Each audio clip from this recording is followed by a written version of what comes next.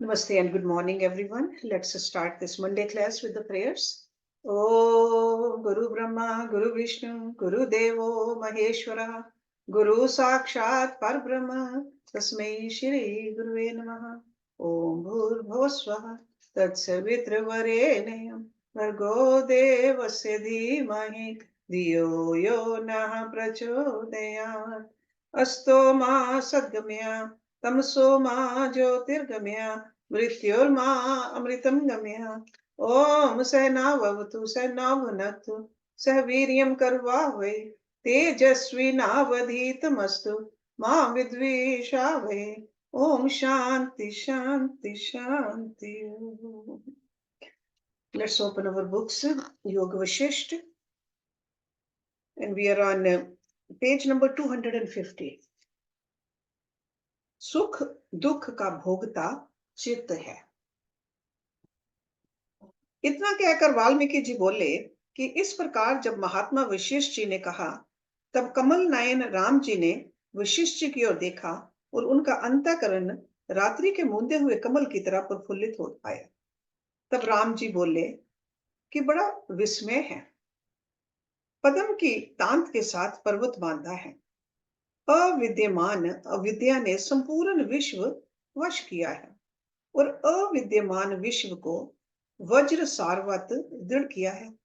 ये सब विश्व असत्य रूप है और सत्य की तरह स्थित किया है. So that means this whole thing is like an untrue, but it looks so solid and so true. हे भगवान, इस विश्व की नटनी माया का क्या रूप है? महापुण्यवान लवन राजा ऐसी बड़ी आपदा में कैसे प्राप्त हुआ और इंद्रजाली जिसने भ्रम दिखाया था वह कौन था कि उसको अपना अर्थ कुछ ना था? वह कहाँ गया और इस देही और देह का कैसे संबंध हुआ और शुभ अशुभ कर्मों के फल कैसे भोगता है? इतने प्रश्नों का उत्तर मेरे बोध के निमित्त दीजिए. वशिष्ठ जी बोले, हे राम जी, ये देह काठ और मिट्टी के समान है. जैसे स्वप्न में चित्त के फुरने से देह भासती है, वैसे ही ये देह भी चित्त से कल्पित है और चित्त ही चैत्य संबंध से जीव पद को प्राप्त हुआ है. Okay? So the energy giver is the Atma, but everything else is जड़. ये जीव चित्त सत्ता से शोभायमान है. उस चित्त के फुरने से संसार उद्भूत है. वह वानर के बालक के समान चंचल है और अपने फुरने रूप कर्मों से नाना प्रकार के शरीर धरता है. उसी चित्त के नाम अहंकार, मन और जीव है. ये चित्त ही अज्ञान से सुख दुख भोगता है, शरीर नहीं भोगता. जो प्रबुद्ध चित्त है वह शांत रूप है. प्रबुद्ध means the ultimately clear. Okay? जब तक मन अप्रबोध है और अविद्या रूपनी निद्रा में सोया है, तब तक स्वप्न रूप अनेक सृष्टियां देखता है और जब अविद्या निद्रा से जागता है तब नहीं देखता. हे राम जी, जब तक जीव अविद्या से मलिन है तब तक भव ब्रह्म देखता है और जब बोधवान होता है तब भव ब्रह्म निवृत्त हो जाता है. जैसे रात्रि होने से कमल मूंद जाते हैं और सूर्योदय होने से खिल आते हैं, वैसे ही जीव अविद्या से भ्रम देखता है और बोध से अद्वैत रूप होता है. इससे अज्ञान ही दुख का कारण है. अविवेक से पंचकोश देह में अभिमानी होकर जैसे कर्म करता है वैसे ही भोगता है. शुभ करता है तो सुख भोगता है और अशुभ से दुख भोगता है. जैसे नट अपनी क्रिया से अनेक सुहाग धारता है, वैसे ही मन अपने फुरने से अनेक शरीर धारता है. जो कुछ इष्ट अनिष्ट सुख दुख हैं वे एक मन के फुरने में हैं और शरीर में स्थित होकर मन ही करता है. जैसे रथ पर आरूढ़ होकर सारथी चेष्टा करता है और बांबी में बैठकर सर्प चेष्टा करता है, वैसे काया में स्थित होकर मन चेष्टा करता है. हे राम जी, अचल रूप वपु को मन चपल करता है. जैसे वृक्ष को वायु चपल करता है वैसे जड़ शरीर को मन चपल करता है. जो कुछ सुख दुख की कलना है वह मन ही करता है. और वही भोगता है और वही मनुष्य है। हे राम जी, अब लवन का वृतांत सुनो। लवन राजा मन के भ्रमने से चांडाल हुआ। जो कुछ मन से करता है वही सफल होता है। हे राम जी, एक काल में हरिश्चंद्र के कुल में उत्पन्न राजा लवन एकांत उपवन में बैठकर विचारने लगा कि मेरा पितामह बड़ा राजा हुआ है और मेरे पूर्वजों ने राजसूय यज्ञ किए हैं। मैं भी उनके कुल में उत्पन्न हुआ हूँ, इससे मैं भी राजसूय यज्ञ करूं। इस प्रकार चिंतन करके लवन ने मानसी यज्ञ आरंभ किया और देवता, ऋषि, सूर्य, मुनि, अग्नि, पवन आदि देवताओं की मन से पूजा की और मंत्र और सामग्री जो कुछ राजसूय यज्ञ का क्रम है वह संपूर्ण करके मन से दक्षिणा दी। 1.25 वर्ष तक उसने वह यज्ञ किया और मन से ही उसका फल भोगा। इससे हे राम जी, मन से ही सब कर्म होता है और मन ही भोगता है। जैसा चित्त है वैसा ही पुरुष है। पूर्ण चित्त से पूर्ण होता है और नष्ट चित्त से नष्ट होता है। अर्थात जिसका चित्त आत्म तत्व से पूर्ण है वह पूर्ण है, और जो आत्म तत्व से नष्ट चित्त है वह नष्ट पुरुष है। हे राम जी, जिसको ये निश्चय है कि मैं देह हूं वह नीच बुद्धि है और अनेक दुखों को प्राप्त होगा, और जिसका चित्त पूर्ण विवेक में जागा है उसको सब दुखों का अभाव हो जाता है। जैसे सूर्य के उदित होने से कमलों का संकुचना दूर हो जाता है और वे खिल उठते हैं, वैसे ही विवेक रूपी सूर्य के प्रकाश से रहित पुरुष दुखों में संकुचित रहते हैं। जो विवेक रूपी सूर्य के प्रकाश से प्रफुल्लित हुए हैं वे संसार के दुखों से तर जाते हैं। सात्विक जन्म अवतार। राम जी ने पूछा, हे भगवान, राजा लवन ने राजसूय यज्ञ मन से किया, मन से ही उसका फल भोगा, परंतु ऐसा सांबरी कौन था जिसने उसको भ्रम दिखाया? तो वशिष्ठ जी बोले, हे राम जी, जब वह सांबरी लवन राजा की सभा में आया तब मैं वहां था। मुझसे लवन और उसके मंत्री ने पूछा कि ये कौन है। तब मैंने उनसे जो कुछ कहा था मैं तुमसे कहता हूँ। हे राम जी, जो पुरुष राजसूय यज्ञ करता है उसको 12 वर्ष की आपदा प्राप्त होती है। उस 12 वर्ष में वह अनेक दुख उठाता है। राजा लवन ने जो मन से यज्ञ किया इसलिए उसको आपदा भी मन से ही प्राप्त हुई। स्वर्ग से इंद्र ने अपना दूत आपदा भगवाने के लिए के हेतु भेजा। वह सांभरी रूप होकर आया और राजा को चंडाल की आपदा भोगवा कर फिर स्वर्ग में चला गया। हे राम जी, जो कुछ मैंने प्रत्यक्ष देखा था वह तुमसे कहा। इससे मन ही करता है और मन ही भोगता है। जैसे जैसे दृढ़ संकल्प मन में फुरता है उसके अनुसार उसको सुख दुख का अनुभव होता है। हे राम जी, जब तक चित्त फुरता है तब तक आपदा प्राप्त होती है। जैसे जैसे कीकर का वृक्ष बढ़ता है वैसे वैसे कंटक बढ़ते जाते हैं, वैसे ही मन के फुरने से आपदा बढ़ती जाती है। जब मन स्थिर होता है तब आपदा मिट जाती है। इससे हे राम जी, इस चित्त रूपी हिम को विवेक रूपी मन से पिघलाओ, तब परम सार की प्राप्ति होगी। ये चित्त ही सकल जगत आडंबर का कारण है, उसको तुम अविद्या जानो। जैसे वृक्ष, विटप और तरु एक ही वस्तु के नाम है, वैसे ही अविद्या, जीव, बुद्धि, अहंकार सब फुरने के नाम है। इसको विवेक में लीन करो। हे राम जी, जैसा संकल्प दृढ़ होता है वैसा ही देखता है। हे राम जी, वह कौन पदार्थ है जो यत्न करने से सिद्ध ना हो? जो हठ से ना टले तो सब सिद्ध होता है। जैसे हिम के बर्तनों को जल में डालो तो जल से एकता ही हो जाती है, वैसे ही आत्मबोध से सब पदार्थों की एकता हो जाती है। राम जी ने फिर पूछा, हे भगवान, आपने कहा कि सुख दुख सब मन में ही स्थिर है और मन की वृत्ति नष्ट होने से ये नष्ट हो जाते हैं। इस चपल वृत्ति का कैसे क्षय हो? वशिष्ठ जी बोले, हे रघुकुल में श्रेष्ठ और आकाश के चंद्रमा, मैं तुमसे मन के उपशम की युक्ति कहता हूँ। जैसे सुवार के वश घोड़ा होता है वैसे ही मन तुम्हारे वश रहेगा। हे राम जी, सब भूत ब्रह्म से ही उत्पन्न है। उनकी उत्पत्ति 3 प्रकार की है, एक सात्विकी, दूसरी राजसी, तीसरी तामसी। प्रथम शुद्ध चिन्ह मात्र ब्रह्म में जो कलना होती है उसी बाह्य मुखी फुरने का नाम मन हुआ है। यही ब्रह्मा रूप है। उस ब्रह्मा ने जैसे संकल्प किया वैसे ही आगे देखा उसने ये जगद आडंबर और उसमें जन्म मरण और सुख मोह आदि संसरना कल्पा। इसी प्रकार अपने आरंभ संयुक्त जैसे हिम का कण समुद्र से उत्पन्न होकर सूर्य के तेज से लीन हो जाए, वैसे ही आरंभ से निर्माण हो गया। संकल्प के वश से फिर उत्पन्न होकर फिर लीन हो गया। इसी प्रकार अनंत कोटि ब्रह्मांड ब्रह्मा से उपज उपज कर लीन हो गए और कितने होंगे तथा कितने और वर्तमान हैं। अब जैसे मुक्त होते हैं वह सुनो। हे राम जी, शुद्ध ब्रह्म तत्व से पहले मन सता उपजी।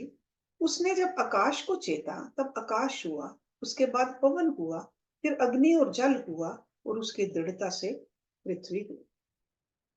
तब चित्त शक्ति दृढ़ संकल्प से पांच भूतों को प्राप्त हुई और अंतःकरण जो सूक्ष्म प्रकृति है वह पृथ्वी अनल और वायु से मिलकर धान्य में प्राप्त हुई।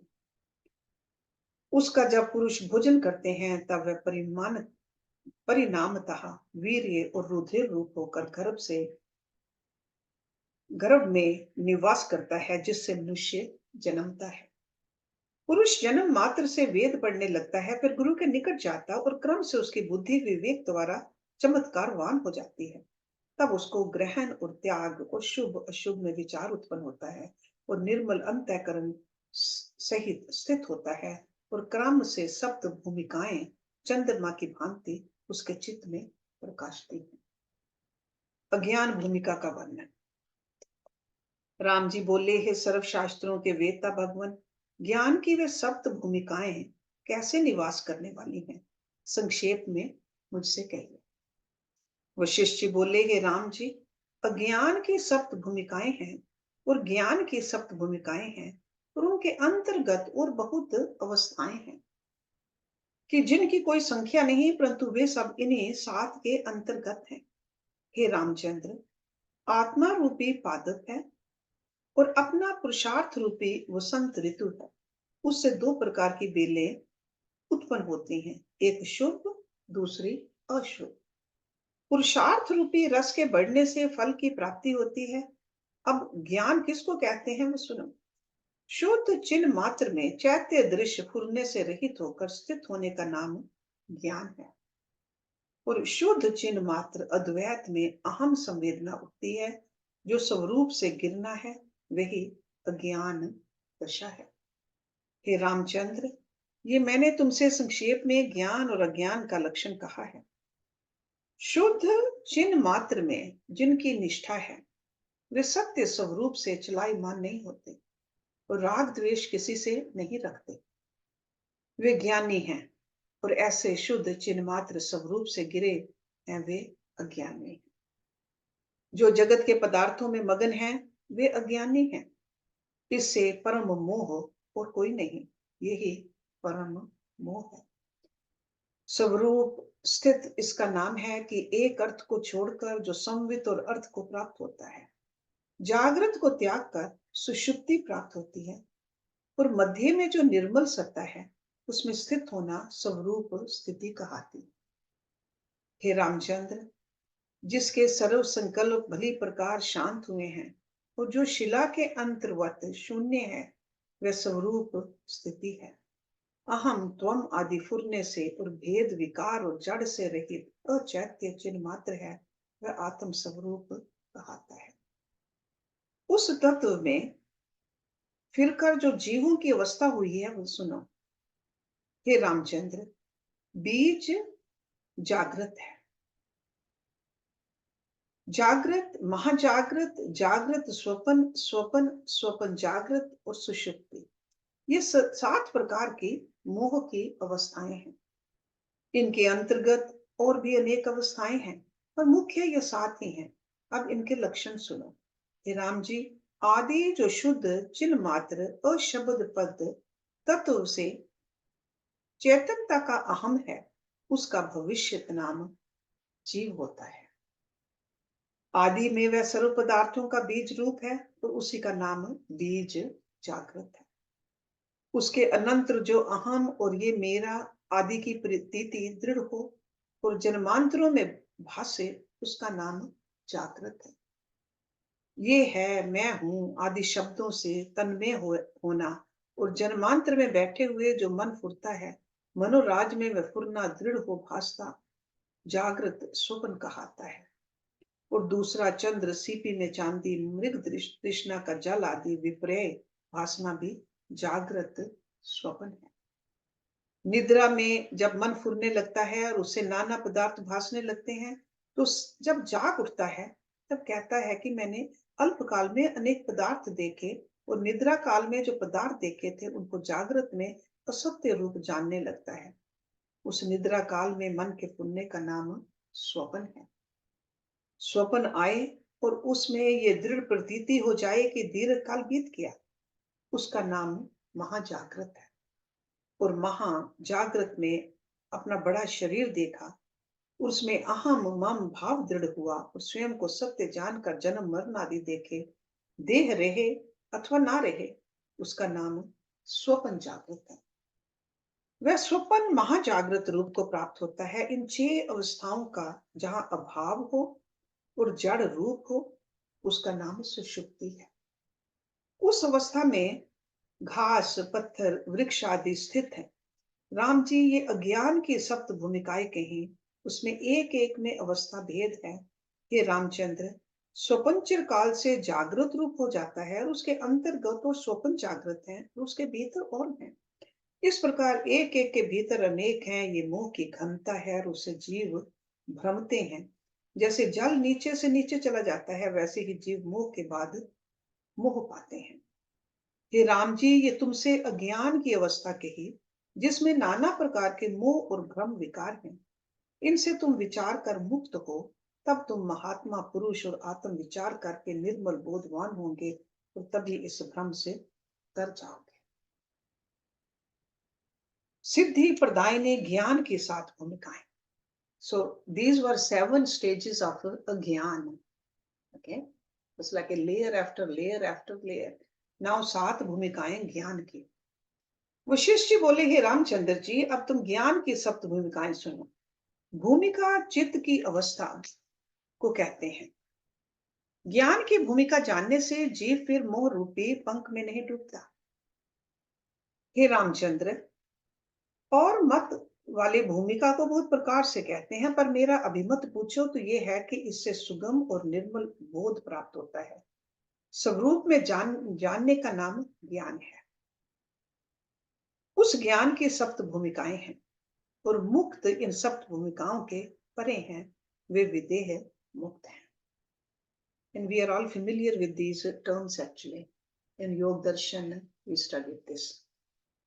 वे ये हैं शुभेच्छा, विचारना, तनुमानसा, सत्वपति, असंगति, पदार्थ भावने और तुरिया। इनके सार को प्राप्त हुआ फिर शोक नहीं करता। अब इसका अर्थ सुनो। जिसको ये विचार फुर आए कि मैं महामूढ़ हूं और मेरी बुद्धि सत्य में नहीं है, संसार की ओर लगी है, और ऐसे विचार कर वैराग्य पूर्ण सत्य शास्त्र और संत जनों की संगति की इच्छा करे, तो इसका नाम शुभ इच्छा है। So this is the start of the ज्ञान। सत्य शास्त्रों को विचारना, संतों की संगति, विषयों से वैराग्य और सत्य मार्ग का अभ्यास करना, इनके सहित सत्य आचार में लगना और सत्य को सत्य और असत्य को असत्य जानकर त्याग करना, इसका नाम विचारना है। विचार और शुभेच्छा सहित तत्व का अभ्यास करना और इंद्रियों के विषयों से वैराग्य करना, ये तीसरी भूमिका तनु मानसा है। इन 3 भूमिकाओं का अभ्यास करना, इंद्रियों के विषय और जगत संसार से वैराग्य होना और श्रवण मनन और निधि ध्यान से सत्य आत्मा में स्थित होने का नाम सत्वापति है। इससे सत्य आत्मा का अभ्यास होता है। ये 4 भूमिकाएं संयम का फल जो शुद्ध विभूति है, उसमें असंगत रहने का नाम असंगति है। दृश्य का विस्मरण और भीतर से बाहर नाना प्रकार के पदार्थों के तुच्छ भासने का नाम पदार्थ अभाव में है। ये 6ठी भूमिका है। हे रामचंद्र, चिर पर्यंत 6ठी भूमिका के अभ्यास से भेद कलना का अभाव हो जाता है और स्वरूप में दृढ़ परिणाम होता है। 6 भूमिकाएं जहां एकता को प्राप्त हो, उसका नाम तुरैया है। ये जीवन मुक्त की अवस्था है।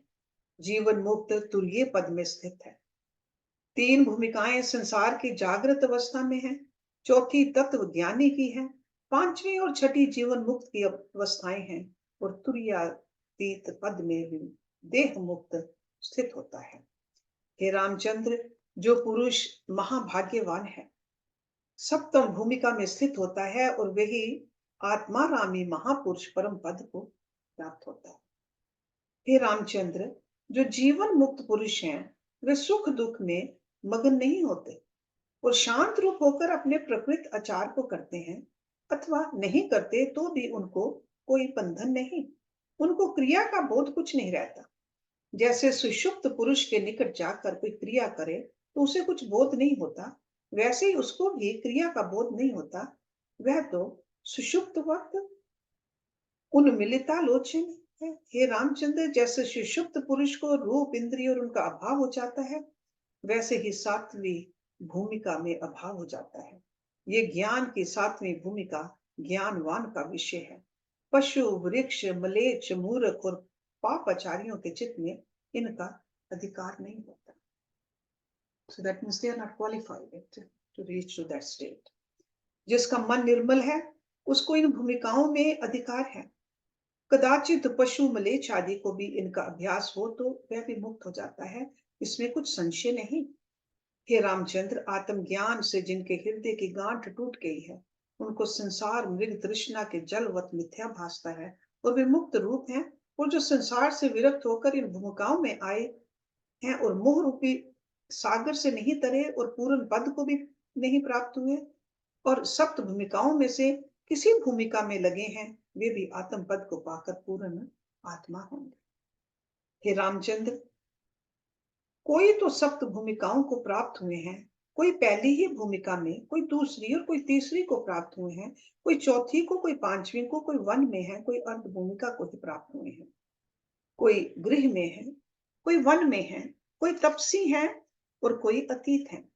इससे आदि लेकर वे पुरुष धन्य और बड़े शूरमा हैं, जिन्होंने इंद्रिय रूपी शत्रु को जीता है। जिस पुरुष ने एक भूमिका को भी धारा है, वह वंदना करने योग्य है। उसको चक्रवर्ती राजा जानना, बल्कि उसके सामने राज्य और बड़ा ऐश्वर्य भी तृणवत है। वह परम पद को प्राप्त होता है। So beautiful explanation of these Sapta Bhumika. Try to read it again and see if you understand it properly or not. भूमिकाओं में स्थिरता हेतु युक्ति उपदेश। वशिष्ठ जी बोले, हे राम जी, जैसे सोने में भूषण फुरे और अपना स्वर्ण भाव भूल करके है मैं भूषण हूं, वैसे ही चित्त संवेदन जिस स्वरूप से फुरा है उससे भूल कर अहम वेदना हुई और उसने अहंकार रूप धरा है कि मैं हूं। सो दैट मीन्स अपना आप भूल गए जो हम हैं। राम जी ने पूछा, हे भगवान, सोने में भूषण होते हैं ये मैं जानता हूं, परंतु आत्मा में अहम भाव कैसे होता है ये कहिए। वशिष्ठ जी बोले, हे रामचंद्र, अहंकार आदि का होना असत्य रूप आगमा पाई है। इसका कुछ भिन्न रूप नहीं है, ये आत्मा का चमत्कार है। वास्तव में द्वैत कुछ नहीं। जैसे सागर में अधर उधर उधर वो जल ही जल है और कुछ नहीं, वैसे ही परम तत्व में और वे भाग कल्पना कोई नहीं, शांत रूप है। जैसे सागर में द्रवता से तरंग आदि भासती है, वैसे ही संवेदन से भव भ्रम भासते हैं। आत्मा में नाना प्रकार का भ्रम भासता है, परंतु और कुछ नहीं। जैसे स्वर्ण में भूषण, जल में तरंग और वायु में स्पंदन भासते हैं, वैसे ही आत्मा में संसार भासता है। फुरने से रहित शांत रूप केवल परम पद है। हे राम जी, जैसे मृतिका की सेना में जो हाथी घोड़ा पशु होते हैं, वे सब मृतिका रूप हैं, कुछ भिन्न नहीं। वैसे ही सब जगत आत्म रूप है। भ्रम से नानत्व भासता है, वास्तव में आत्मा ही पूर्ण आप में स्थित है। जैसे आकाश में आकाश स्थित है, वैसे ब्रह्म में ब्रह्म स्थित है और सत्य में सत्य स्थित है। जैसे दर्पण में प्रतिबिंब होता है, वैसे ही आत्मा में संसार। जैसे स्वप्न में दूर के पदार्थ निकट भासते हैं और निकट के दूर भासते हैं, जो भ्रम मात्र हैं, वैसे ही आत्मा में विपरीत दृष्टि से संसार भासता है। हे राम जी, असत जगत ब्रह्म से सतरूप भासता है, वास्तव में असत रूप है। जैसे दर्पण में नगर का प्रतिबिंब, जैसे मृग तृष्णा का जल और आकाश में दूसरा चंद्रमा भासता है, वैसे ये संसार आत्मा में भासता है। जैसे इंद्रजाल के योग से आकाश में नगर भासता है, वैसे ही ये असत रूप जगत अज्ञान से सत भासता है। जब तक आत्म विचार रूपी अग्नि से अविद्या रूपनी बेली को तुम ना जलाओगे, तब तक संसार रूपनी बेली निवृत्त ना होगी, बल्कि अनेक प्रकार के सुख दुख दिखाएगी। जब तुम ये विचार करके मूल सहित इसको जलाओगे, तब शांत पद को प्राप्त होगे। मूल सहित means roots. Mool means root. So we got to just get the root of avidya out. राजा लवन का किरात देश में पुनः आगमन। वशिष्ठ जी बोले, हे रामचंद्र, जैसे सुवर्ण में भूषण मिथ्या रूप है, वैसे ही आत्मा में अहम त्वम आदि अविद्या रूप है। लवन की कथा जो तुमने सुनी है, उसे अब फिर सुनो। लवन राजा दूसरे दिन विचार करने लगा कि यह मुझको भ्रम सा भासा है, परंतु सत्य रूप होकर देखा है। देश नगर मनुष्य आदि पदार्थ मुझको प्रत्यक्ष भासे हैं, इसे अब तो वहां जाकर देखूं कि कैसी बात है। ऐसे विचार से दिग्विजय का मन करके मंत्री और सेना को साथ लेकर दक्षिण दिशा की ओर चला। देशों को लांघता लांघता विंध्याचल पर पहुंचा और पूर्व और दक्षिण के समुद्र के मध्य में मार्ग में भ्रमता भ्रमता किरात देश में जा पहुंचा। जो वृतांत और देश ग्राम आदि भ्रम में देखे थे, वे प्रत्यक्ष देखे और अति विस्मित होकर विचार करने लगा कि हे देव, ये क्या है? जो कुछ मैंने भ्रम से देखा था, वह अब भी मुझको प्रत्यक्ष भासता है। ये बड़ा आश्चर्य है। ऐसे विचार कर आगे गया तो क्या देखा कि आग से पेड़ जले हैं और अकाल पड़ा है। अपने संबंधियों की चेष्टा के स्थान देखे और उनकी कथा सुनी। इस प्रकार देखते देखते आगे गया तो देखा कि चंडाल शरीर की सास बैठी रुदन कर रही है कि हे देव, मेरा पुत्र कहाँ गया? हे पुत्र, तुम कहाँ गए? तुम्हारा चंद्रमा की तरह मुख था। मेरी मृग नैनी कन्या जीर्ण देह हो गई है और पौत्र पौत्रियां दुर्भिक्ष से सब जाते रहे। ये उनके खाने के पदार्थ हैं और ये चेष्टा के स्थान हैं। जो रतिका की माला कंठ में डाले जीवों के मांस खाते और रुधिर पान करते थे, वे कहाँ गए? इसी प्रकार पुत्र पुत्री भर्ता जमाता आदि का नाम लेकर वे रुदन करती थी और लोग जो आ बैठते थे, वे भी रुदन करते थे। तब राजा उनका रोना बंद करके वृतांत पूछने लगा कि तू किस निमित्त रुदन करती है, किससे तेरा वियोग हुआ? चंडाली बोली, हे राजन, एक समय वर्षा न होने से अकाल पड़ा और सब जीवों को बड़ी विपत्ति का सामना हुआ। उस समय मेरे पुत्र पौत्र पौत्रियां जमाता भत्ता आदि बांधव यहाँ से निकल गए और कहीं कष्ट पाकर मर गए। उनके वियोग से मैं आर्त रुदन करती हूँ और उनके बिना मैं शून्य हो गई हूँ। हाथी से बिछड़ी हुई हथनी अकुलाती है, वैसे ही मैं अकुलाती हूँ। हे रामचंद्र, जब इस प्रकार चंडाली ने कहा, तब राजा अति विस्मित हुआ और मंत्री के मुख की ओर ऐसे देखने लगा जैसे कागज पर पुतली अंकित होती है। निदान राजा विचारे और चकित हो, उस चंडाली से बार बार पूछे तो वह फिर कहे और राजा चकित रह जाए।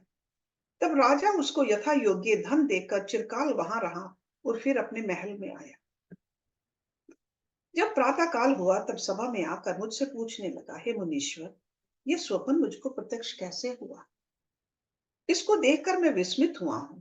तब मैंने प्रश्न अनुसार उसको युक्ति से उत्तर दिया और उसके चित्त का संशय ऐसे दूर कर दिया जैसे मेघ को वायु दूर करे, वही तुमसे कहता हूँ। हे राम जी, अविद्या ऐसी है कि असत्य को शीघ्र ही सत्य और सत्य को असत्य कर दिखाती है और बड़ा भ्रम दिखाने वाली है। राम जी ने पूछा, हे भगवान, स्वप्न कैसे सत्य हुआ? मुझे जो संशय उद्भूत है उसको दूर कीजिए। वशिष्ठ जी बोले, हे राम जी, इसमें क्या विस्मय है?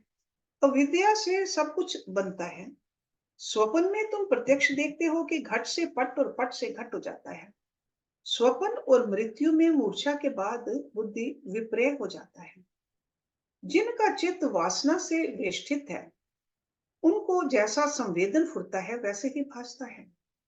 हे राम जी, जिनका चित्त स्वरूप से गिरा है, उनको अविद्या अनेक भ्रम दिखाती है। जैसे मद्यपान और विषपान करने वाला भ्रम को प्राप्त होता है, वैसे ही अविद्या से जीव भ्रम को प्राप्त होता है।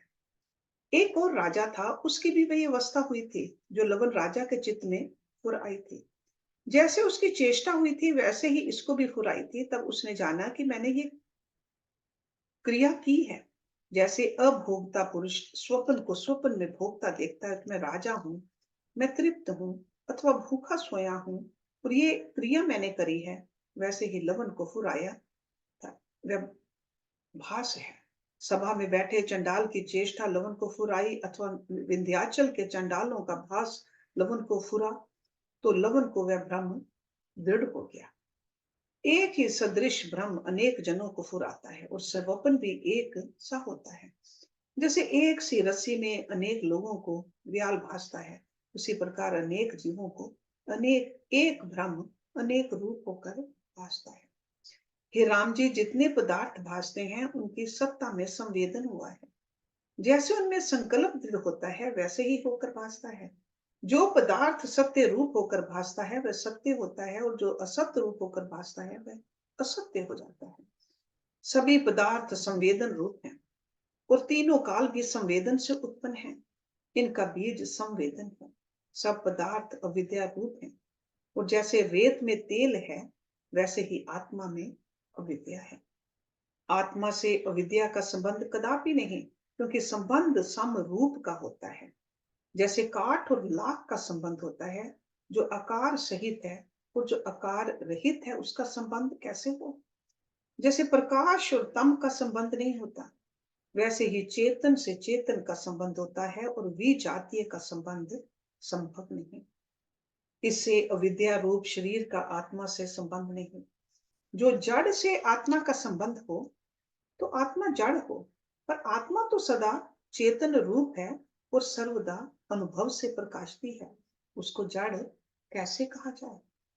जैसे स्वाद को रसना ग्रहण करती है और कोई अंग नहीं करता, वैसे ही चेतन से चेतन की, जड़ से जड़ की, जल से जल की, मिट्टी से मिट्टी की, अग्नि से अग्नि की, प्रकाश से प्रकाश की, तिमिर से तिमिर की, इसी प्रकार सब पदार्थों की सजातीय पदार्थों में एकता होती है, विजातीय से नहीं होती। सो सजातीय मीन्स सेम, सिमिलर, वी मीन्स डिफरेंट।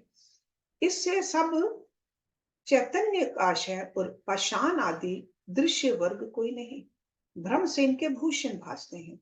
जैसे स्वर्ण बुद्धि को त्याग कर नाना प्रकार के भूषण भासते हैं, जैसे ही जब अहम संवेदन आत्मा में फुटता है, तब अनेक रूप होकर विश्व भासता है।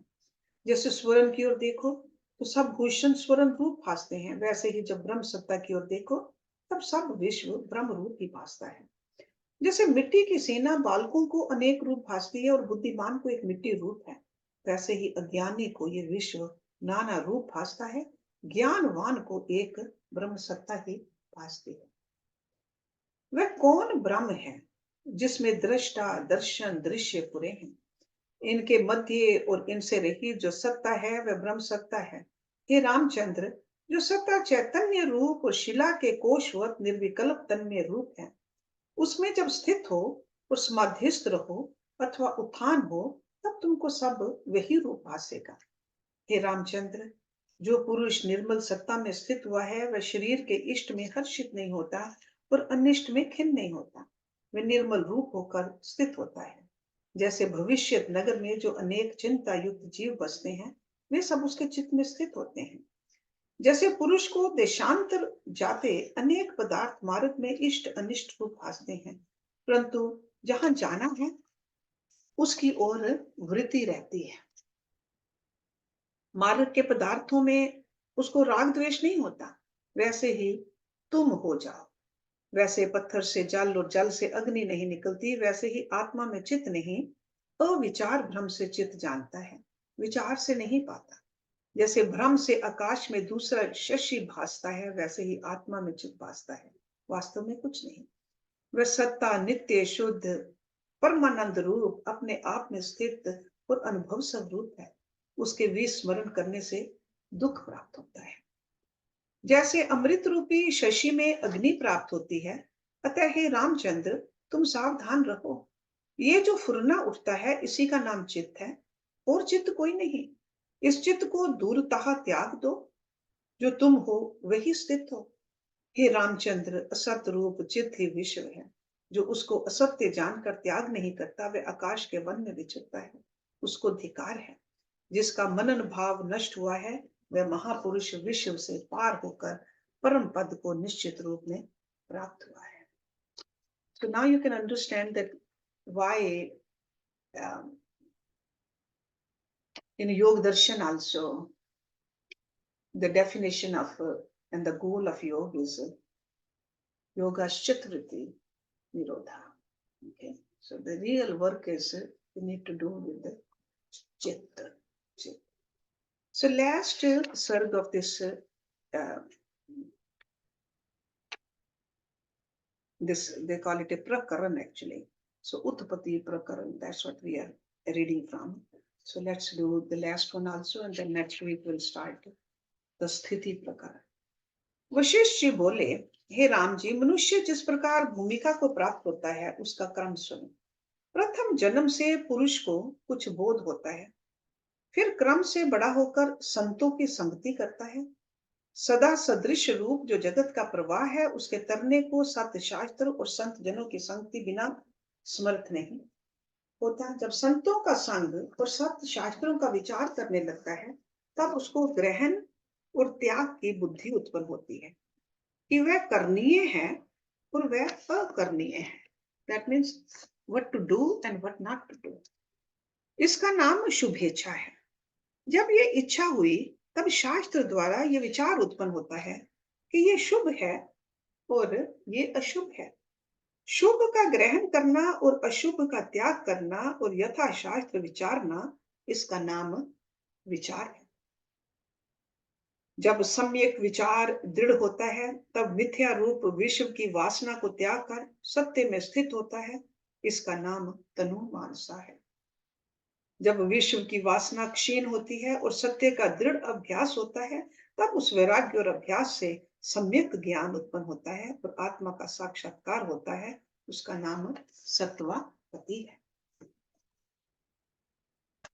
मन से वासना निवृत्त होने पर सिद्धि आदि पदार्थ प्राप्त होते हैं। इनकी प्राप्ति में भी संसक्त नहीं होता, स्वरूप में सदा सावधान रहता है। So that means does not get carried away with all those siddhis, all those powers. सिद्धि आदि पदार्थ प्रारब्ध से प्राप्त होते हैं, उनको स्वपन रूप जान कर्मों के फल से बंधता नहीं, इसका नाम असंगत है। Okay, detachment from that also. इसके पश्चात जब मन की तनुता हो गई और स्वरूप की और चित्त का परिणाम हुआ, मन की तनुता मीन्स तनु means very small, so it's just become smaller and smaller. तब दृढ़ परिणाम से व्यवहार का भी अभाव हो जाता है। जो पल पल में कर्म प्रारब्ध वेग से करता है बल्कि उसके चित्त में फुरना भी नहीं फुरता और वह मन क्षीण भाव में प्राप्त होता है। वह करते हुए भी कुछ नहीं करता, देखते हुए भी नहीं देखता, अर्ध सुषुप्तिवत होता है, उसे कर्तव्य की भावना नहीं फुरती और मन भी नहीं फुरता, इसका नाम पदार्थ अभाव योग भूमिका है।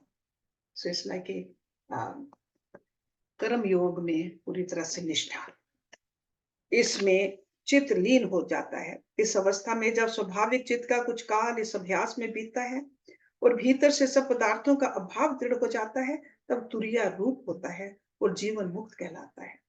तब वह इष्ट को पाकर हर्षित नहीं होता और उसकी निवृत्ति में शोकित नहीं होता, केवल विगत संदेह को उत्तम पद को प्राप्त होता है। हे रामचंद्र, तुम भी अब ज्ञात ज्ञेय हुए। जो कुछ जानने के योग्य है वह तुमने यथावत जाना है और अब तुम्हारी पदार्थों की भावना तनुता को प्राप्त हुई है। अब तुम्हारे साथ शरीर रहे अथवा ना रहे, तुम हर्ष शोक रहित निराम्य आत्मा हो और स्वच्छ आत्म तत्व में स्थित सर्वगत सदा उत्थित रूप जन्म मरण जरा सुख दुख से रहित आत्म दृष्टि से अबोध रूप शोक रहित हो और अद्वैत रूप अपने आप में स्थित हो। देह का उदय भी होता है और वह लीन भी हो जाती है, पर देश काल वस्तु के भेद से रहित जो आत्मा है उसका उदित और अस्त कैसे हो। हे रामचंद्र, तुम अविनाशी हो, अपने आप को उसका नश्वर जानकर शोक क्यों करते हो? तुम अमृत सम स्वच्छ रूप हो। जैसे घट के फूटने से घटाकाश नष्ट नहीं होता, वैसे ही शरीर के नाश से तुम नष्ट नहीं होते। जैसे सूर्य की किरणों के जाने से मृग तृष्णा के जल का लोप हो जाता है, किरणों का नाश नहीं होता। हे रामचंद्र, जो कुछ विश्व के पदार्थ भासते हैं वे सत्य रूप है और उनकी वासना भ्रांति से होती है, पर तुम तो अद्वैत रूप हो और ये सब तुम्हारी छाया मात्र है। तुम किसकी वांछा करते हो? वांछा मीन्स डिजायर, इच्छा।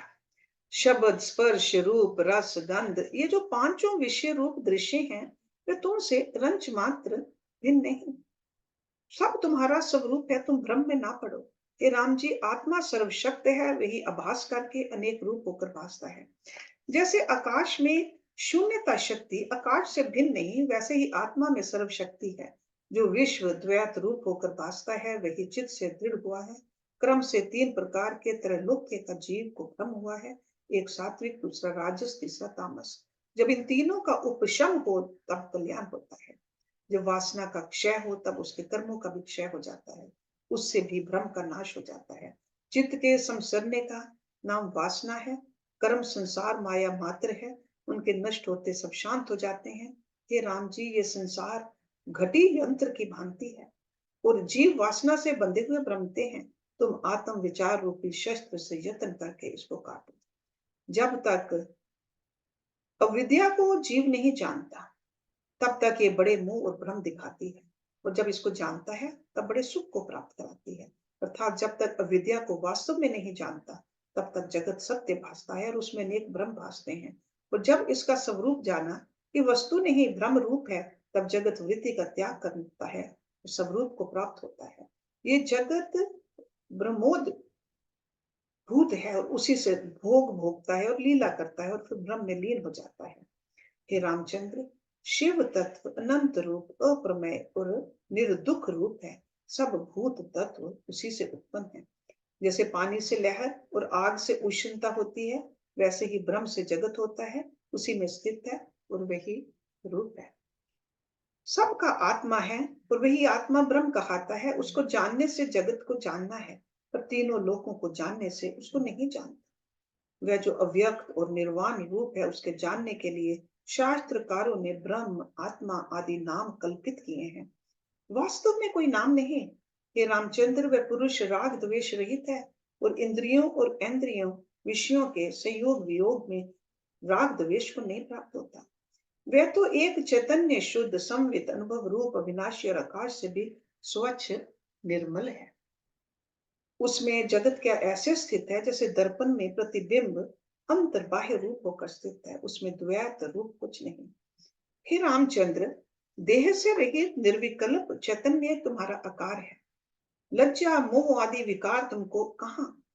तुम आदि रूप हो और लज्जा हर्ष भय आदि असत्य रूप है। तुम बुद्धिहीन की तरह विकल्प जाल को क्यों प्राप्त होते हो? तुम चैतन्य आत्मा अखंड रूप हो। देह के क्षय से आत्मा का अभाव नहीं होता, और सम्यक दृष्टि भी ऐसा मानते हैं, तो बोधवानों का क्या कहना? हे रामचंद्र, जो चित्त संवेदन से है, उसके अनुभव करने वाली सत्ता सूर्य के मार्ग से भी नहीं रोकी जाती। उसी को तुम चित्त सत्ता जानो, वही पुरुष है, शरीर पुरुष रूप नहीं। हे रामचंद्र, शरीर सत्य हो अथवा असत्य, पर पुरुष तो शरीर नहीं। शरीर के रहने और नष्ट होने से आत्मा जैसे का तैसा है। ये जो सुख दुख ग्रहण करते हैं, वे देह इंद्रिय आदि चिद आत्मा को नहीं ग्रहण करते। जिन पुरुषों को अज्ञान से देह अभिमान हुआ है, उनको सुख दुख का अभिमान होता है, ज्ञानवान को नहीं। दुख आत्मा का स्पर्श नहीं करता, वह तो सब विकारों से रहित मन के मार्ग से अतीत शून्यवत स्थित है, उसको सुख दुख कैसे हो? और शरीर जो संयुक्त भासता है, उस रस स्वरूप को त्याग कर दृश्य के चेतने से देह आदि भ्रम भासते हैं और वासना के अनुसार देह से संबंध होता है। जैसे भ्रमर और कमलों का संयोग होता है, देह पिंजर का नाश होने से आत्मा का नाश तो नहीं होता, जैसे कमल के नाश होने से भ्रमर का नाश नहीं होता। इससे तुम क्यों वृथा शोक करते हो? हे राम जी, विश्व को असत्य जानकर अभावना करो, मन के निरीक्षक बनो। निरीक्षक means watch your mind. Okay, be the watcher. साक्षीभूत, सम, स्वच्छ, निर्विकल्प चिदात्मा में विश्व भासता है। जैसे मणि प्रकाश रूप होकर भासता है, तो फिर विश्व और आत्मा का संबंध कैसे हो? जैसे दर्पण में अनिश्चित प्रतिबिंब अप्राप्त होता है, वैसे ही आत्मा को विश्व का संबंध भासता है। जैसे दर्पण में प्रतिबिंब एक रूप होता है, वैसे ही आत्मा में विश्व भेद में अभेद रूप है। जैसे सूर्य के उदित होने से सब जीवों की क्रिया होती है और दीपक से पदार्थों का ग्रहण होता है, वैसे ही आत्म सत्ता से विश्व के पदार्थों का अनुभव होता है। ये विश्व चैतन्य तत्व में स्वभाव से उद्भूत है। पूर्वता आत्मा से मन उत्पन्न है और उससे ये जगत जाल रचा है। वास्तव में आत्म सत्ता में आत्म सत्ता ही स्थित है। जैसे शून्य आकाश शून्यता में स्थित है और उसमें विश्व भासता है, ये ऐसे है जैसे आकाश में नीलिमा और इंद्रधनुष है, परंतु वह शून्य स्वरूप है। हे रामचंद्र, ये विश्व चित्त में स्थित है और चित्त संकल्प रूप है। जब संकल्प का क्षय होता है तब चित्त नष्ट हो जाता है, और जब चित्त नष्ट हुआ तब विश्व रूपी कोहरा नष्ट हो जाता है और निर्मल शरद काल के आकाश पर आत्म सत्ता प्रकाशती है। वह चैतन्य मात्र सत्ता एक आज आदि मध्य अंत रहित है। उससे जो स्पंदन फुरा है वह संकल्प रूप ब्रह्मा होकर स्थित हुआ है और उसने नाना प्रकार का विश्व रचा है। वह शून्य रूप है। मूर्ख बालक को सत्य रूप भासता है, जैसे बालक को परछाई में वेताल भासता है और जीवों को अज्ञान से देहाभिमान होता है, वैसे ही असत्य रूप ही सत्य रूप होकर भासता है। जब सम्यक ज्ञान होता है तब लीन हो जाता है।